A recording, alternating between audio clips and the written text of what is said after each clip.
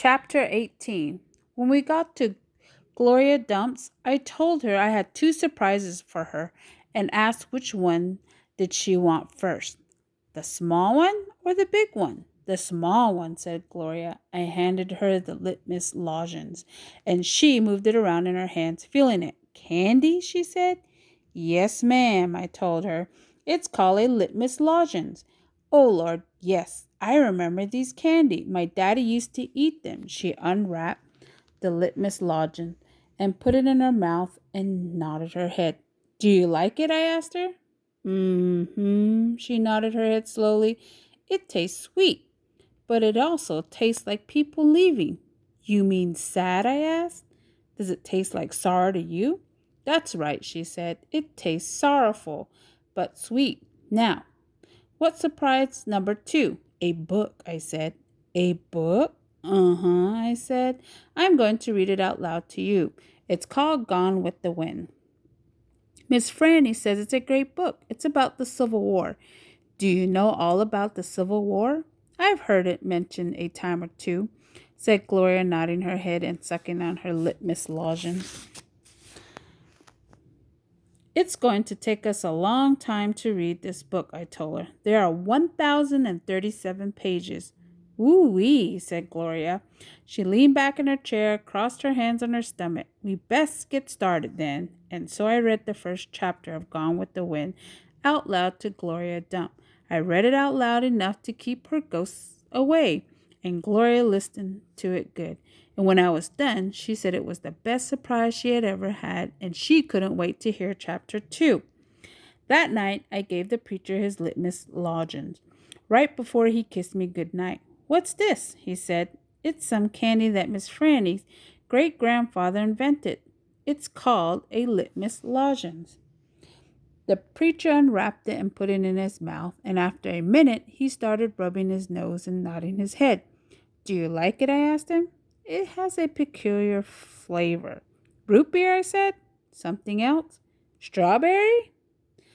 That too, but there's still something else. It's odd. I could see the preacher getting further and further away. He was hunching up his shoulders and lowering his chin and getting ready to pull his head inside his shell. It almost takes a little like melancholy, he said. Melancholy? What's that? Sad, said the preacher. He rubbed his nose some more. It makes me think of your mother. Winnie Dixie sniffed at the candy wrapper in the preacher's hand. It tastes sad, he said and sighed. It must be a bad batch. No, I told him. I sat up in the bed. That's the way it's supposed to taste. Litmus came back from the war and his whole family was dead. His daddy died fighting, and his mama and sisters died from a disease, and the Yankees burned his house down. And the litmus was sad, very sad. And what he wanted more than anything in the world was something sweet. So he built a candy factory and made litmus lozenges. And he put it all the sad he was feeling into the candy. My goodness, said the preacher. Win Dixie sniffed the candy wrapper out of the preacher's hand and started chewing on it. Give me that, I said to Win Dixie, but he wouldn't give it up. I had to reach inside his mouth and pull it out. You can't eat candy wrappers, I told him. The preacher cleared his throat. I thought he was going to say something important, maybe tell me another thing that he remembered about my mama.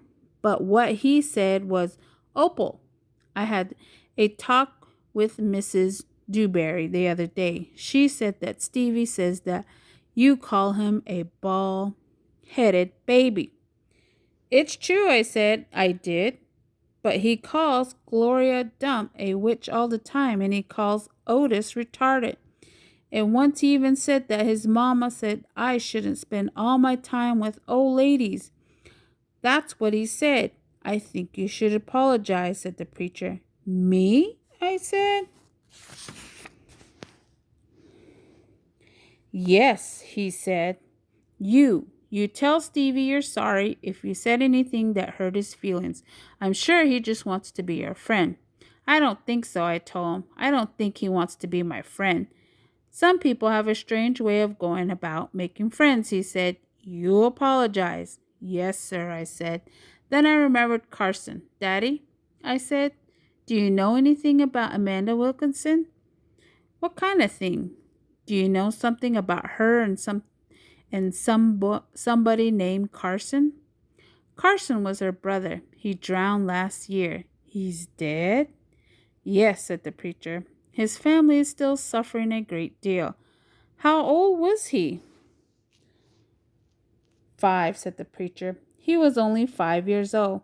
Daddy, I said, how could you not tell me about something like that? Other people's tragedies should not be the subject of idle conversation. There was no reason for me to tell you. It's just that I needed to know, I said, because it helps explain Amanda. No wonder she's so pinch-faced. What's that? Said the preacher. Nothing, I said. Good night, India. Opal, the preacher said.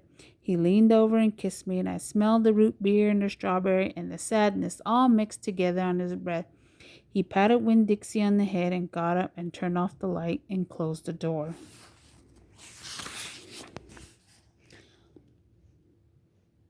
I didn't go to sleep right away. I laid there and thought how life was like a litmus lozenge. How the sweet and the sad were all mixed together and how hard it was to separate them out. It was confusing. Daddy, I shouted. After a minute, he opened the door and raised his eyebrow at me. What was that word you said? The word that meant sad? Melancholy. He said, melancholy? I repeated. I liked the way it sounded, like there was music hidden somewhere inside it. Good night, the preacher said. Good night, I told him back. I got up out of my bed and unwrapped a litmus lozenge and sucked on it hard and thought about my mama leaving me.